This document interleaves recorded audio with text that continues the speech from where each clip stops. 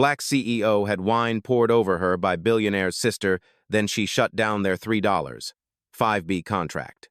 Hello everyone, before we begin today's video, I need your help. We've noticed that the channel is losing traction, and subscribing is one of the best ways you can help us. It's quick, free, and allows us to continue bringing you great content. Your support means everything. Let's keep this channel growing collectively. Where are you watching from? Drop your city or country in the comments below. Thank you very much. Now, let's get back to the story. Wash off that dirty stink. The words didn't whisper. They cracked across the chandelier-lit ballroom like a whip. And then came the splash ruby red wine arcing through the air before crashing against her silk dress, running down her shoulders, dripping onto the marble floor. The room gasped, then stalled. A single cruel laugh rose from the corner. It was no accident. The billionaire's sister held the empty glass high like a trophy, smirking as if humiliation were part of the evening's entertainment. Before we continue, where are you watching from?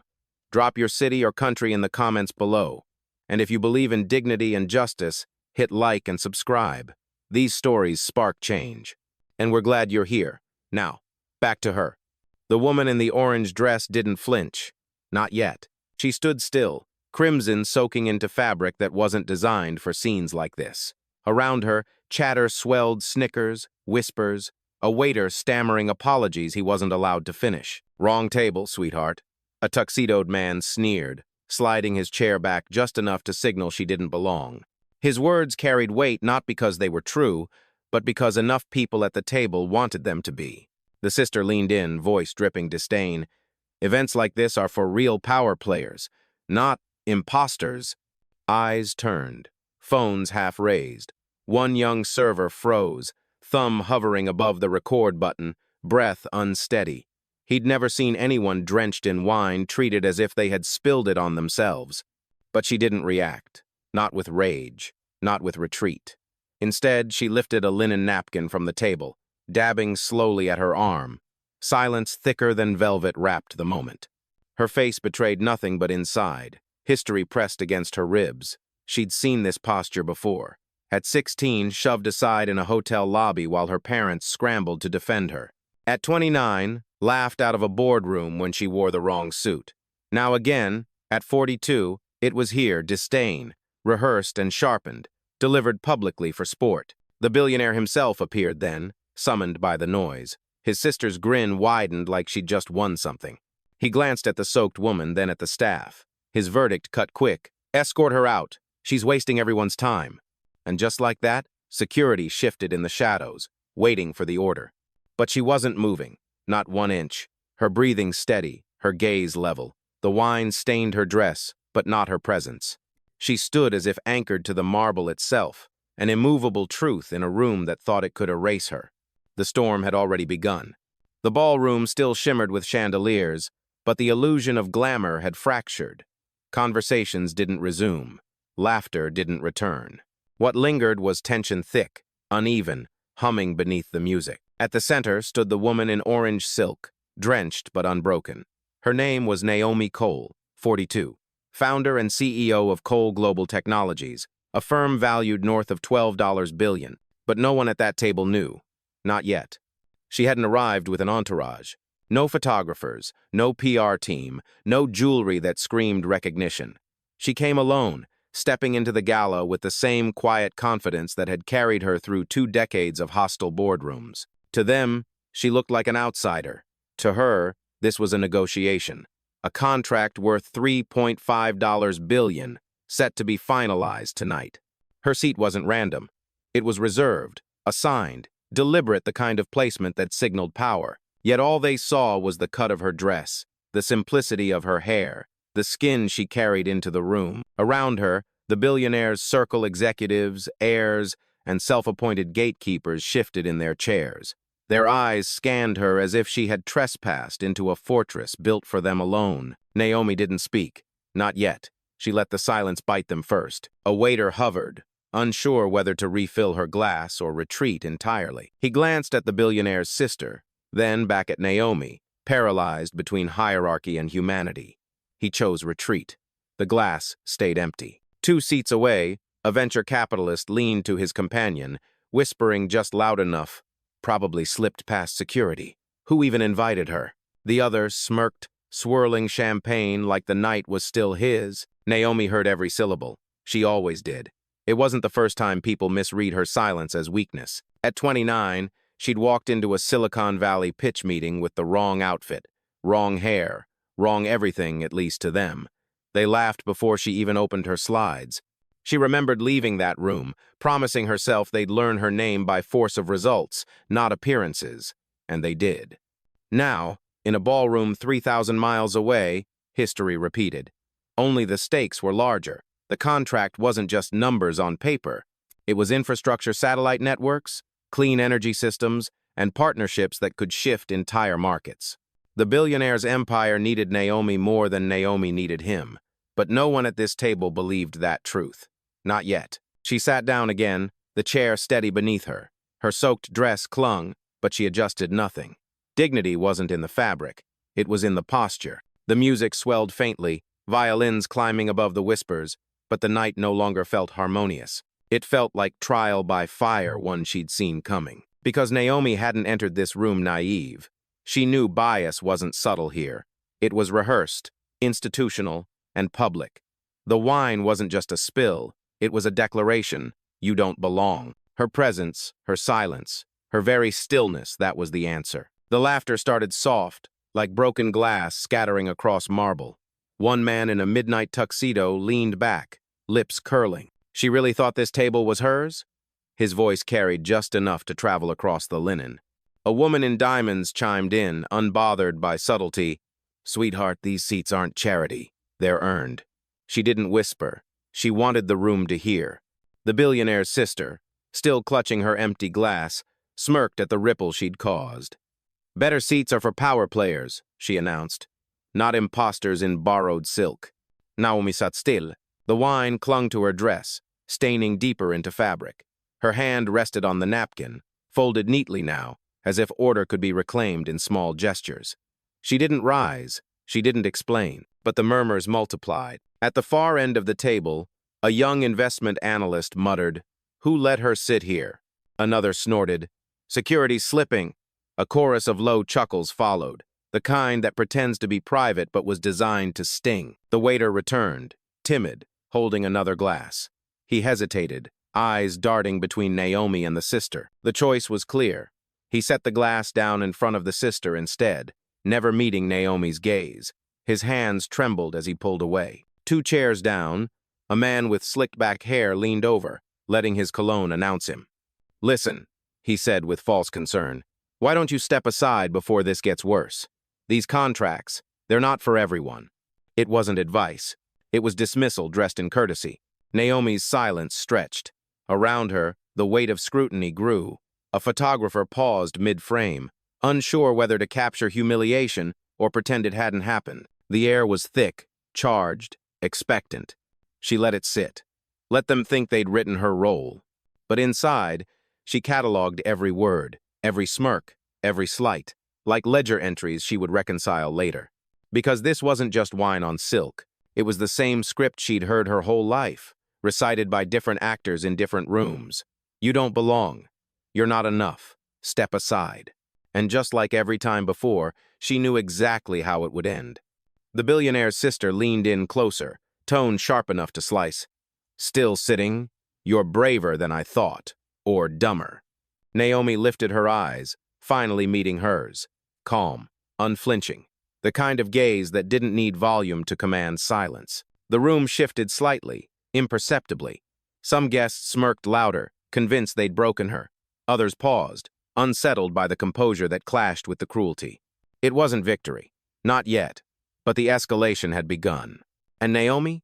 She hadn't even moved her chair. Naomi didn't rise, didn't flinch. She simply reached for the linen napkin folded beside her plate and dabbed at the wine sliding down her wrist. Each movement was measured, almost ritual, not rushed, not frantic. The billionaire's sister watched with delight, mistaking composure for weakness. "Oh, she's embarrassed," she cooed, her tone dripping triumph. "Look at her, cleaning herself like it matters." But Naomi's face was calm, the kind of calm that unsettles because it doesn't bend to insult. Her silence filled the space louder than any outburst could have. Guests leaned in, waiting for a crack, a shout, a tear, something human they could point at to confirm the hierarchy they believed in. But Naomi gave them nothing. Instead, she folded the damp napkin neatly, placing it back on the table as if marking the end of a chapter only she controlled. Her shoulders straightened, her breathing leveled. The wine-stained fabric, but dignity stayed untouched. Whispers rippled. Why isn't she leaving? Is she frozen? Doesn't she realize? Naomi heard them. She always did. At 23, she'd been told a smile would soften rejection. At 30, she'd been advised to argue louder, to prove she belonged. She had learned that both were traps. Tonight, she wasn't here to convince anyone. She was here to witness them reveal themselves. The billionaire himself, now seated at the head of the table, tapped his glass lightly. The chime rang out, meant to regain control of the room. Let's move on, he announced, his tone sharp, dismissive. The evening isn't about interruptions. His eyes flicked to Naomi like she was a stain he intended to blot out. Still, Naomi didn't move, didn't justify, didn't explain. Her silence began to feel less like absence and more like defiance. Across the table, a young server hesitated with a tray, torn between duty and conscience.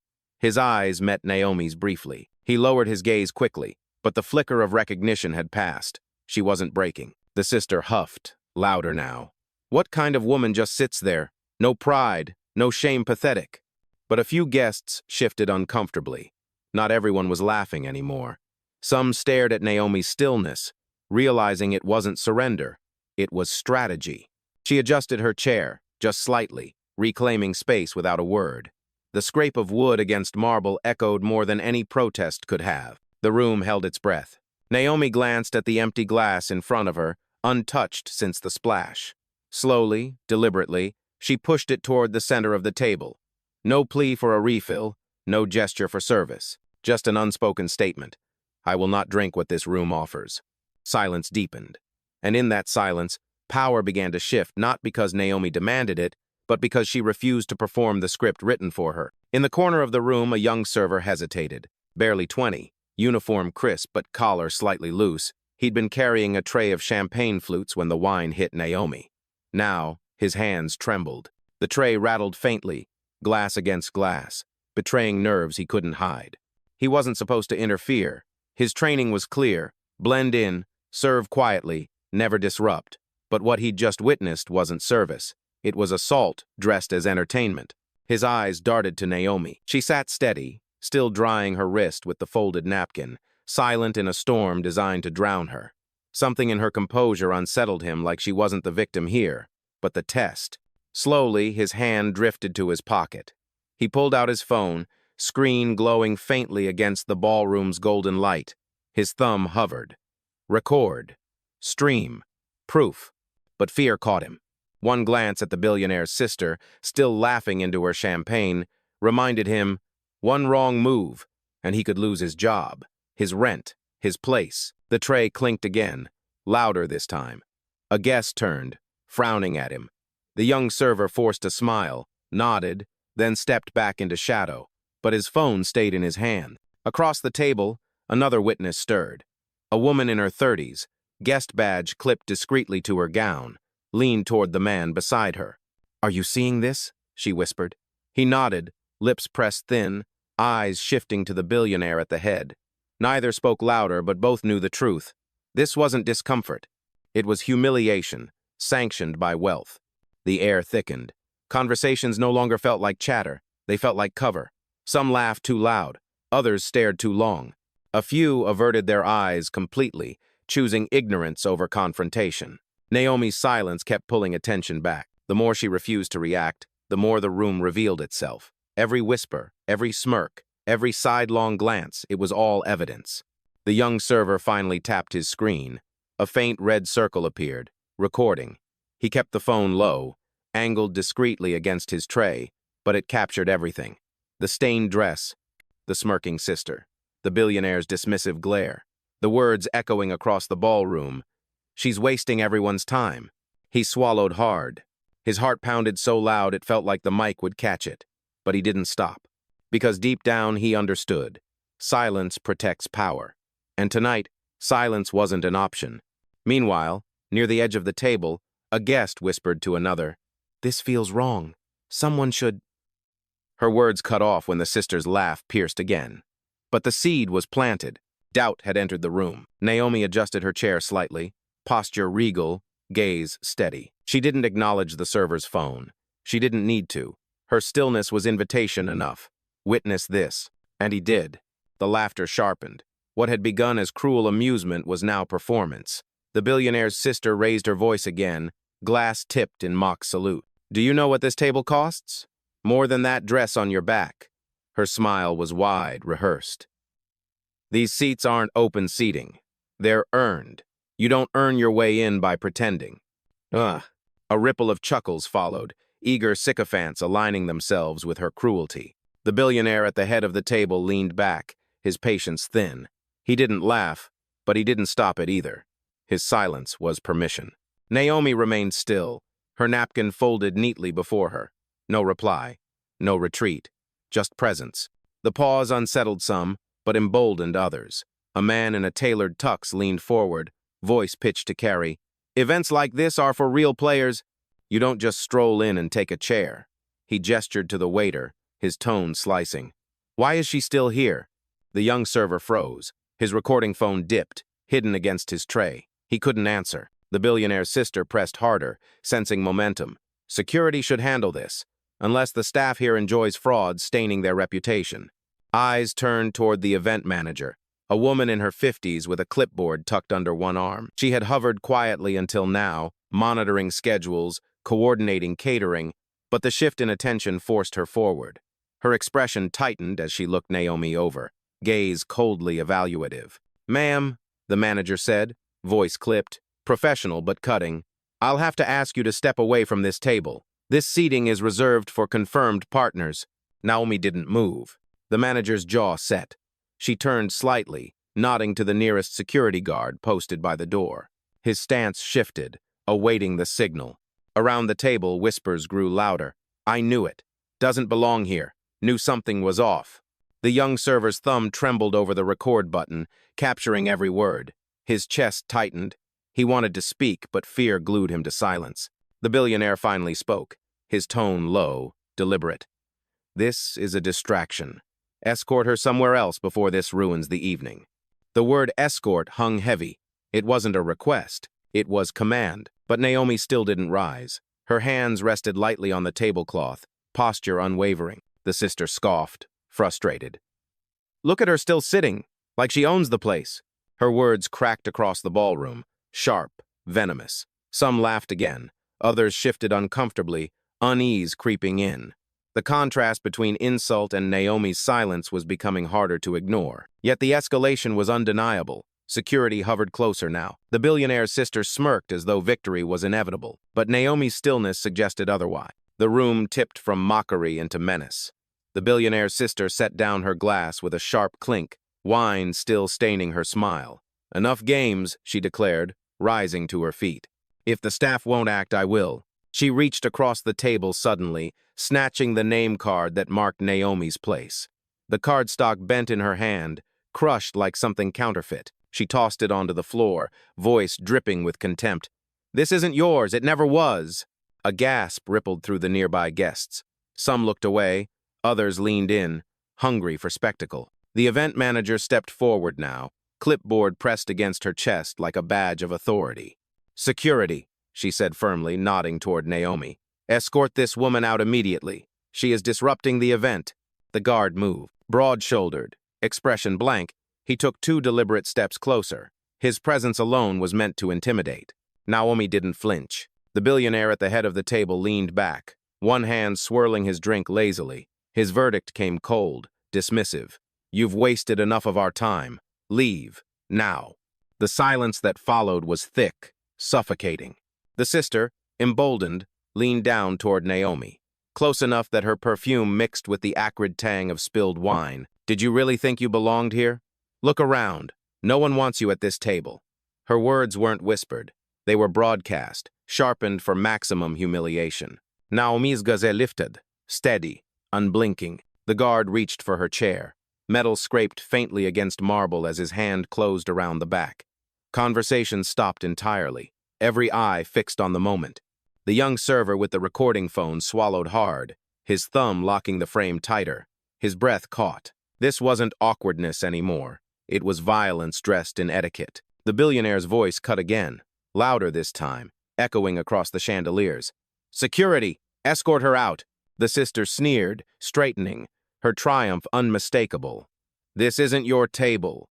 This isn't your night. Learn your place." Naomi placed both hands calmly on the table, anchoring herself. The gesture was quiet, but resolute. She wasn't moving, and in that stillness, staring up at the people who thought they held all the power, the storm shifted. Not visibly, not yet, but like pressure building under glass, waiting to shatter. The guard's hand tightened on the back of her chair. The billionaire's sister folded her arms, smug, waiting for Naomi to rise in defeat. But Naomi didn't move. Instead, she reached slowly into her clutch, resting by the table.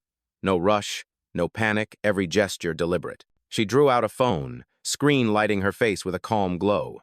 The billionaire scoffed. "Calling for backup? That won't save you." Naomi's thumb slid across the screen. A single name flashed. Executive Protocol. She pressed. The line clicked instantly. On the other end, a steady voice answered, "Miss Cole, we're standing by." Naomi's reply was low, steady, slicing through the charged silence. "Initiate termination protocol." The words didn't shout. They didn't need to. The guard froze mid-motion. The billionaire frowned, the smirk slipping for the first time. Around the table, whispers flared. "Termination? Of what?" The sister laughed nervously, trying to hold the stage. "Oh, please. Is that supposed to scare us? Some dramatic bluff?" Naomi's gaze lifted from her screen to meet hers, calm and sharp. No bluff.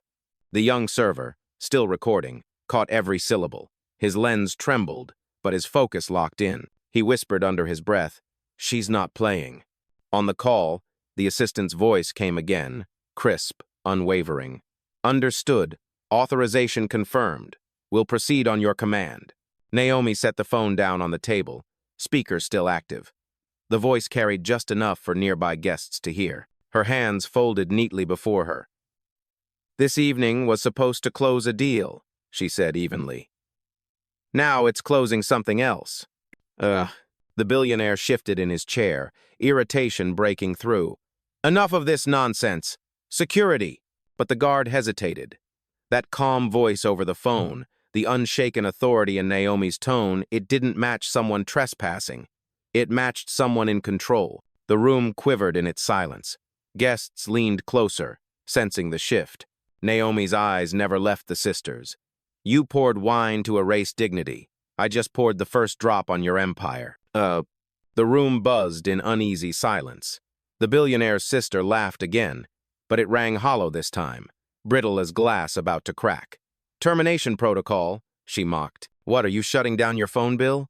But Naomi didn't answer her. She let the smirk hang in the air, then gently slid the phone toward the center of the table, still on speaker. A clear, confident voice carried through the line. "Miss Cole, we've suspended negotiations until further notice. The $3, $5 billion contract with the Branner Group is on hold pending your decision." The words hit the table like a gavel. Chairs creaked. Glasses paused mid-air. Every whisper snapped to silence. The billionaire's face tightened, color draining as the number landed. 3.5 billion. His empire's largest expansion plan paused with a single instruction. Naomi finally rose from her chair, not hurried, not rattled. She stood tall, wine-stained silk clinging to her frame like battle armor. Her gaze swept the table, steady, deliberate. "You've spent the last 15 minutes asking who I am," she said. Her voice carried not loud, but anchored, commanding. "Let me save you the confusion." She placed a hand lightly on the tablecloth, each word measured. "I am Naomi Cole, founder and chief executive officer of Cole Global Technologies, the partner you were scheduled to sign with tonight." Gasps rippled, sharp and uncontained. A few guests shifted back in their seats as though distance could shield them from the weight of revelation. The sister's smirk collapsed, her face blanching into silence. Her hand trembled against the stem of her glass. The billionaire's jaw clenched. "That's impossible," he muttered, though his voice betrayed doubt. Naomi's eyes met his squarely. Impossible is what I build my companies on. But your ignorance? That's entirely predictable. Uh, the young server's phone shook harder now, his camera capturing history in real time. He whispered again, awed this time. She's the deal. She's the whole deal. Across the table, murmurs grew frantic. She's the CEO? That's her? The partner? Naomi didn't wait for their comprehension. She straightened her shoulders, hands resting calmly before her, as though she had never been the subject of ridicule minutes earlier. You thought I was an intruder at your table, she said. Her gaze lingered on the sister, then cut to the billionaire. But the truth is, this was my table. You were the guests. The chandelier above flickered faintly, light glinting off crystal, as though punctuating her words. No one laughed now. The chandelier light no longer felt warm. It burned. The name she had spoken, Naomi Cole, hung in the air heavier than the spilled wine at her feet. The billionaire's sister stumbled backward, her heel catching the hem of her gown. The glass in her hand slipped, shattering against marble. The sound ricocheted through the ballroom like a gunshot. She's what? A guest whispered. Another gasped louder. The CEO? That's her? Phones rose higher now, no longer hidden. Screens glowed across the room, capturing every detail, her stained silk, her steady frame, their crumbling composure. Live streams lit up, hashtags formed in real time. The billionaire's jaw locked tight, but his eyes betrayed panic. 3.5 billion slipping through his fingers, all because of arrogance displayed under chandeliers. He reached for his glass, but his hand shook, wine rippling against crystal. The event manager paled, clipboard pressed to her chest like a shield. She whispered to no one in particular. We asked security to escort her. Her voice cracked, the weight of career-ending consequences already pressing in. The guard who had touched Naomi's chair stepped back quickly, as though burned. His posture shifted from authority to uncertainty. He avoided her eyes. The young server's camera caught everything. His breathless commentary barely above a whisper. They tried to throw her out. They didn't know. They didn't know. His live stream count surged past hundreds, then thousands. Guests turned restless. Some whispered apologies under their breath, shame bleeding into their tones. Others scrambled to distance themselves. I never laughed, one insisted to his companion. I knew something was off. But the truth was carved into the footage already, every chuckle, every insult, every gesture captured and broadcast. The billionaire's sister pressed a trembling hand against the table. This is a mistake, she stammered. She can't. Naomi's gaze cut through her, calm and precise. The sister's words withered before they could finish. A woman in diamonds set her glass down with a clatter, whispering urgently to her husband. This could ruin everything.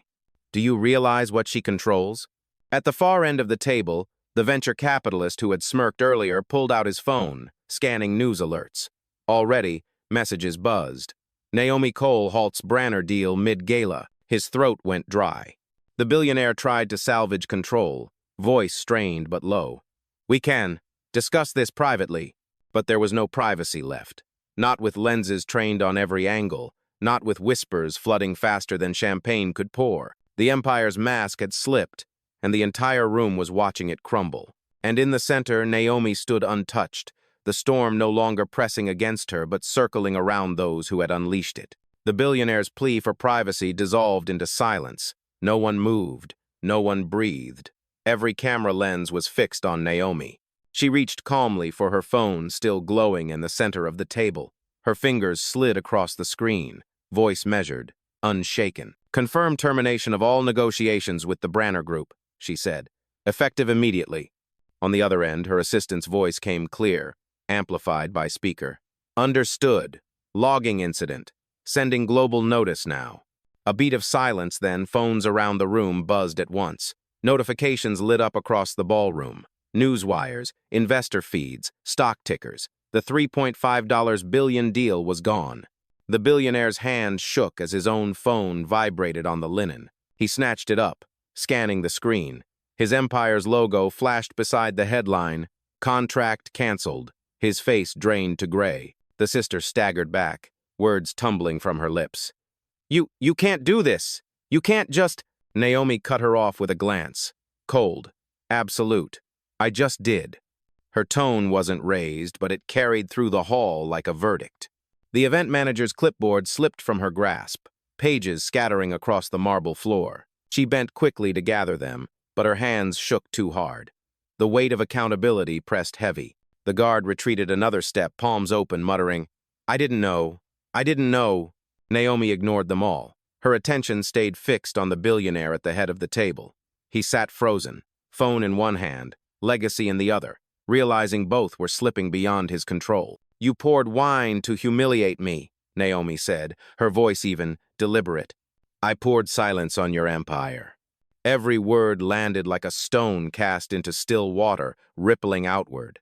Guests stared, some wide-eyed with awe, others whispering frantic excuses to distance themselves. But no excuse could erase what had been said, what had been filmed, what had already spread. The sister collapsed into her chair, face pale, eyes darting at the glowing screens around her. Every angle, every insult, every laugh was preserved, immutable, unforgiving. Naomi straightened her posture, silk-stained but spirit untouchable.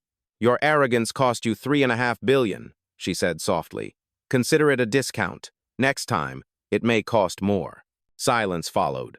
Not the silence of mockery this time, the silence of defeat. And for the first time that night, Naomi's presence was no longer questioned. It was undeniable. The ballroom was silent. Not the uneasy silence of mockery, but the stunned silence of a verdict delivered. The chandelier still glittered. The violin still hummed faintly, but the air was heavier, redefined. Naomi stood tall at the center of it. Wine stains streaked her silk dress, but they only looked like battle scars, visible proof of what she had endured and what she had just dismantled. Her eyes swept across the table. Every face that had mocked her now refused to meet her gaze. The sister sat hunched, hands trembling, her earlier laughter curdled into shame. The billionaire stared at his screen, jaw slack, empire unraveling line by line. Naomi's voice cut through the air, low but unyielding. "You thought dignity was fragile, something you could drown in a glass of wine. But dignity is not in silk or crystal. It's not in your table, your seat, or your approval. Dignity belongs to me, and no one here had the power to take it." A murmur rippled through the guests, not laughter this time, but recognition. Some nodded, some lowered their eyes, ashamed of what they'd witnessed and enabled. Naomi stepped back from the table, her presence filling the space she was once told to leave. Her words fell like final stones. "You poured wine to humiliate me. I poured silence on your empire. And let this night remind you, power doesn't shout. It doesn't beg. It doesn't ask for a seat. Power builds the table." The line landed like a gavel. Phones caught it, live streams echoed it, and within seconds it was already a, quote, flooding timelines across the world. Naomi turned toward the exit, her heels striking marble with calm certainty. The guard, who had once tried to remove her now, stepped aside quickly, lowering his head as she passed. The event manager followed with her eyes, clipboard clutched like a life raft, knowing her career had just sunk. Guests parted as Naomi walked. A path opened, not out of courtesy, but reverence. For the first time that evening, no one questioned her place. She had claimed it without raising her voice, without spilling more than a drop of truth. At the door, Naomi paused. She looked back once, only long enough for her final words to settle like iron. "Remember this night, because I won't. I don't carry your insults forward. I carry only the results, and tonight, the result is mine." And, with that, she stepped out, leaving the ballroom in stunned silence, history already recording itself in real time. Justice had not shouted. It had simply stood, unshaken, and it had won.